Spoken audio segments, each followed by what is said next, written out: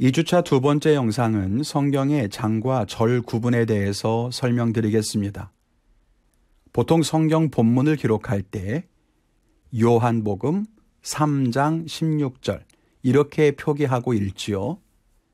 이 콜론 앞에 땡땡이 앞에 있는 숫자가 장을, 콜론 뒤에 있는 숫자가 절을 의미합니다. 또 성경책에 보면 장은 큰 숫자로, 절은 각 문장에 작은 숫자로 적혀 있지요.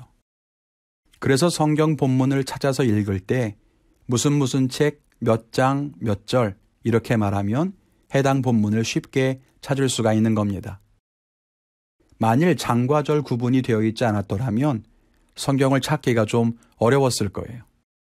예를 들어서 여러분 오늘 성경 말씀은 마태복음에서 예수님이 풍랑을 잠잠케 하는 장면의 이야기입니다.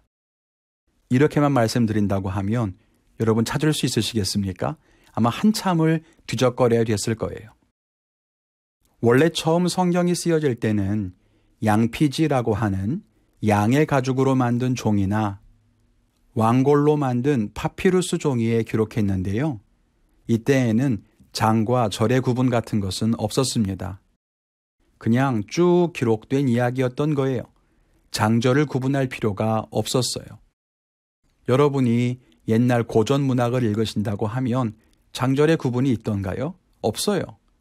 물론 요즘에는 책을 인쇄할 때 내용에 따라서 챕터, 즉 장을 구분해서 인위적으로 넣기도 하지만 처음엔 그런 것도 없었을 거예요.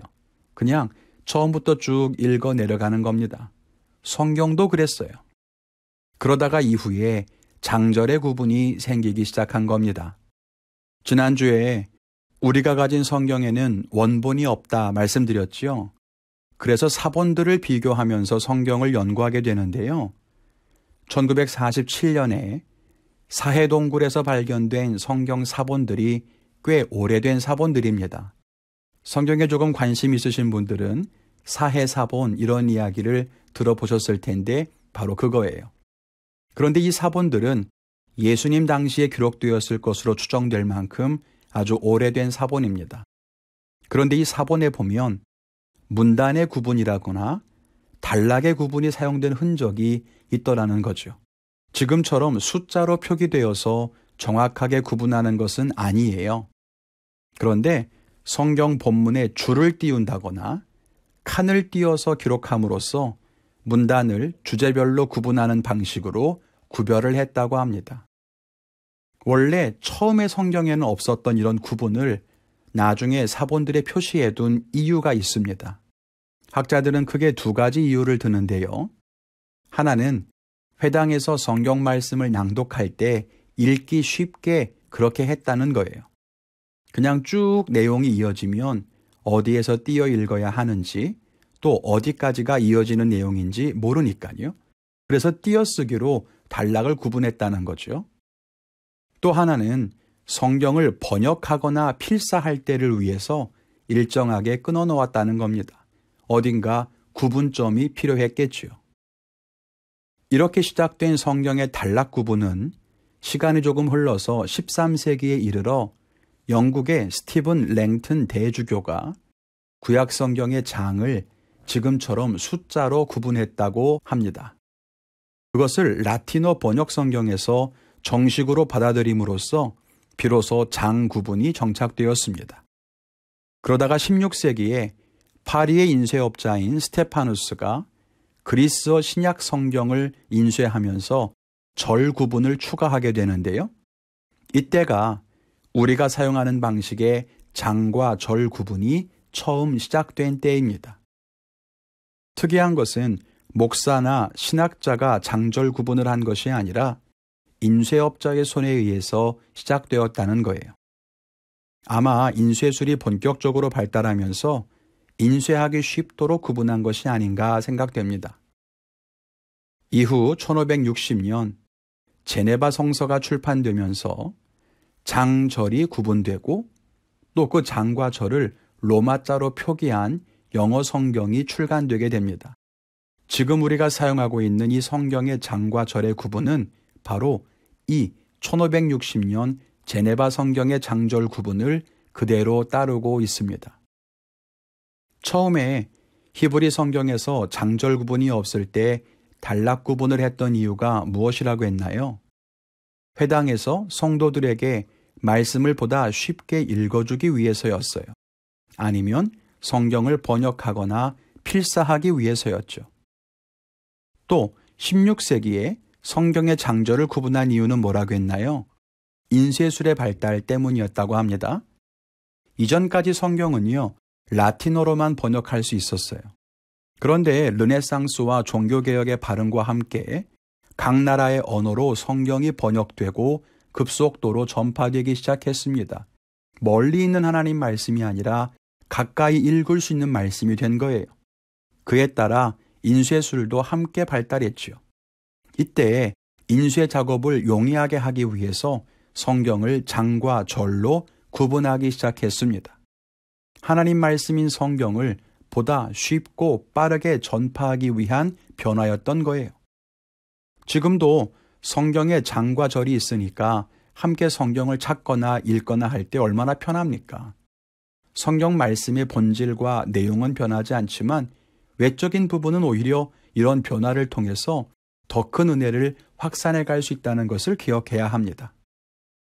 복잡한 역사를 다 아실 필요는 없겠지만 원래 성경이 처음부터 장절의 구분을 한 것은 아니었다. 이걸 기억해 주시고요. 또 장과 절을 구분하기 시작한 것은 하나님의 은혜를 더 널리 전하는 수단이 되었다는 것을 기억해 주시면 좋겠습니다. 그런데요, 성경 번역마다 장절의 구분이 다른 경우도 있다는 것을 아십니까? 원래 성경의 번역이라는 것이 한 언어에서 다른 언어로, 예를 들어 라틴어를 독일어로 혹은 영어로, 히브리어를 한국어로 이렇게 바꾸는 거니까 장절이 달라질 이유는 없을 것 같은데요. 왜 장절의 차이가 생기는 걸까요? 이는 나중에 기회가 되면 살펴보겠지만 어떤 사본을 기준으로 해서 번역을 했는가 하는 차이에서 옵니다. 예를 들어서 A 사본에서 번역한 성경이 있고 B 사본을 기준으로 번역한 성경이 있을 때 이렇게 이 성경들을 기준으로 번역해서 내려가다 보면 제일 위 사본의 차이에 따라서 번역 자체가 달라질 수도 있고 장절 구분도 달라질 수 있는 거예요. 예를 들어 마가복음 16장 9절을 보시면 거기에 각주가 달려 있는데요. 어떤 사본에는 9절부터 20절까지의 말씀이 없음이라고 되어 있죠. 우리가 쓰는 개역개정이 참고한 사본에는 여기 내용이 있지만 다른 어떤 사본에는 이 부분이 없다는 거예요. 반대로 누가복음 23장 17절을 보시면 우리 성경책에는 없음이라고 되어 있고 그 아래 각주 해설해 보시면 어떤 사본에는 명절을 당하면 반드시 한 사람을 놓아주더라 라고 되어 있죠. 이건 반대로 우리 개역개정이 참고한 사본에는 이 부분이 없고 다른 성경 사본에는 이 내용이 있다는 거예요. 그래서 이런 차이가 생기는 것입니다. 어떤 것이 진짜고 어떤 것이 가짜입니까? 그런 게 아니에요. 성경에는 원본이 없다고 했잖아요. 그 원본에서 다양한 사본들이 사람들의 손으로 필사되어 전해지던 과정에서 혹은 번역되는 과정에서 차이가 생긴 거죠. 그리고 그 다양한 사본들 중에서 우리가 무엇을 선택하느냐에 따라서 달라진 것뿐입니다. 또 우리가 쓰는 개역개정 성경을 보면요. 시편의 경우 종종 소제목에 달려있는 경우가 있어요. 예를 들어 시편 7편에 보면 다윗의 시가yon, 베냐민인 구시의 말에 따라 여호와께 드린 노래라고 되어 있죠. 이 부분을 소제목이라고 부르거든요. 그런데 이 소제목을 우리가 쓰는 개역개정에서는 그냥 제목처럼 붙여서 따로 분리해 놓았는데 루터가 번역한 독일어 성경에는 이 부분이 아예 1절로 들어가요. 그리고 우리 성경 1절이 루터 성경의 2절이 되는 거죠. 성경 본문이 한 절씩 내려갑니다. 현대인의 성경에는 이 소제목을 1절 앞에 괄호로 이렇게 표기해 놨습니다. 그래서 이런 성경들을 비교하다 보면 서로 다른 것처럼 보이지만 이런 이유 때문이다라고 하는 것을 말씀드립니다. 오류가 아니고 문제가 있는 것이 아니라는 거예요. 오늘 조금 복잡한 역사 이야기랑 번역의 차이를 짧게 말씀드렸는데요.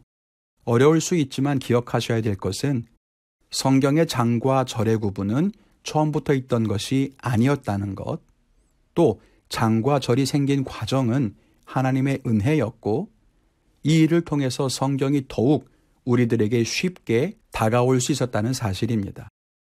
또 장절의 구분이 번역본마다 조금씩 다를 수 있고 들어가고 빠지는 내용이 있을 수 있다. 그렇지만 그것이 하나님의 말씀 자체를 훼손하는 것은 아니다. 성경을 읽을 때 너무 의심하거나 불편해하지 말자 하는 이야기를 드리고 싶었습니다. 이번 영상은 여기까지입니다. 이제 마지막 세 번째 영상에서 찾아뵙겠습니다.